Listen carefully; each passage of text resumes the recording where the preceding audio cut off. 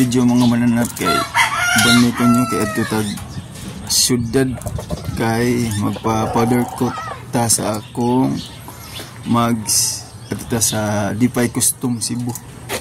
Nyabal ni ko nyo babu. So mauna ni mga mananap, mauni naong sa atong mags, so wala pa ang powder coat no. So inahinay tag duot dito pa dong sa syudad. So kaning time kay inahinay lang si kuan no kay tago sa kuan video kay ikog kasilingan nga nag-vlogger ba ta. So naangat ko sa basak no before ta maadto nagpatubil sa tadaan dali sa Petron. So mga pila ka oras abot na ta diri sa MJ Quinco. Diri na himutang ang Dipay Custom. So mauna na siya no. Kana mauna unang customer. So ako di ang ikaduha no. Kana mauna siya.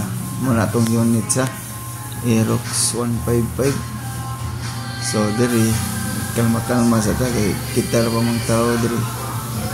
Gamay ra mang customer kasi iyo pa mas buntag. Nya mauni lang mga display nga mags di no. Mga nindot ka tanan din katidad sa ni mga 4-5 guro ang magdepende sa color o sa dimension sa pintal ang powder coat nga i-apply nya nakikisuyaan gid kay diri kani nga mags mga mananap o kaning gold brown sus mo gina kong ganahan unta pero di gid maabot sa akong budget kay gamay ra gid budget no atom sa gagadagaron tong bulsa. So, ano ni?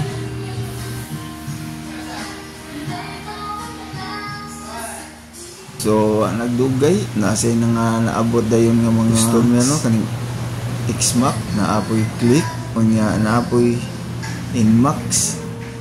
Nya no, daghan-daghan na gid ang customer nila. So, pag abot og mga 5 ka oras mo ni atong output no kani.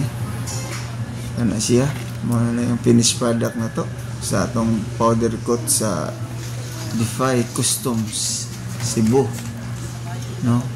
So mao na siya mga guys, mga mananap. So mao ni atong bantang sa atong latest update sa atong motor karon. Salamat.